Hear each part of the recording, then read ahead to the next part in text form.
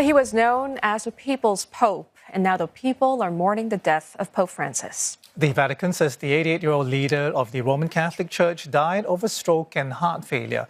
No date has yet been set for the funeral, which is expected to take place between Friday and Sunday.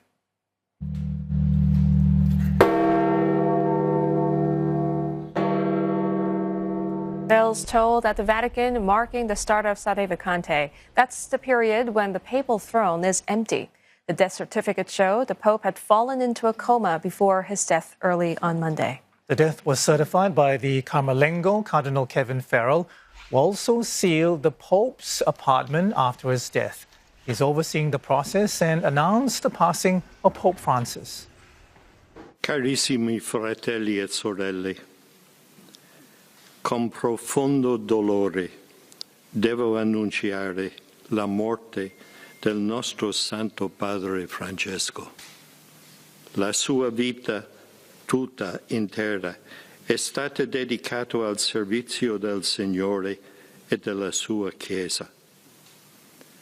Ci ha insegnato a vivere i valori del Vangelo con fedeltà, coraggio e amore universale, in modo particolare a favore dei più poveri ed emarginati. Well, overnight, crowds have been descending on the Vatican at St. Peter's Square. A spokesperson says the Pope's coffin might be moved to St. Peter's Basilica early Wednesday local time to allow the faithful to pay their respects. Well, Pope Francis will be buried in Rome at the Basilica of St. Mary Major.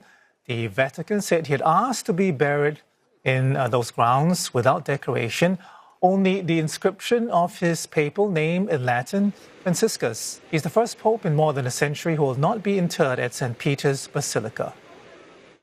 John Bevir in Rome has more on the death of Pope Francis and how it came as a shock to many.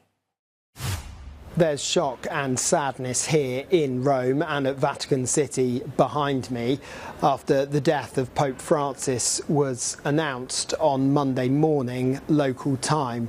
Shock because he was seen just one day before as part of the Vatican's Easter celebrations giving blessings.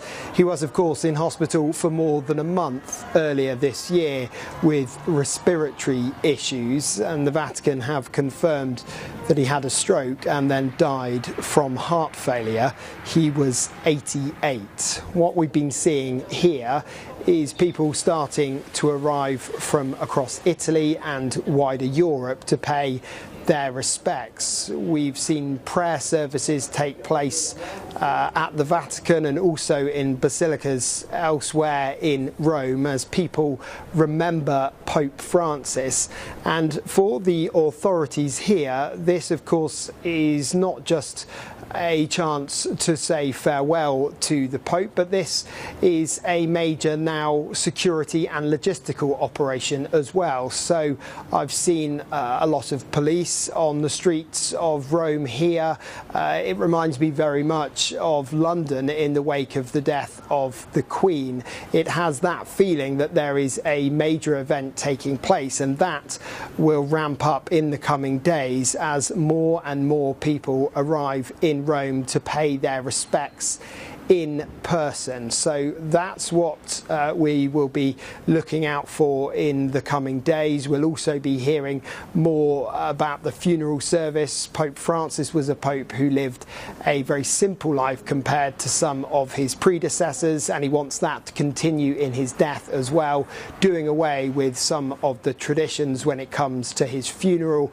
And then after that, of course, all eyes will turn to the cardinals when they form a conclave to discuss who the next pope should be. Pope Francis seen as a modernizer. He was the first pope to come from the southern hemisphere, namely Argentina. So some people asking whether that might be something that is continued with the new pope, or whether they'll go back to the more traditional approach of having a European pope and possibly one from Italy. All of those questions still to be answered after Pope Francis died at the age of 88.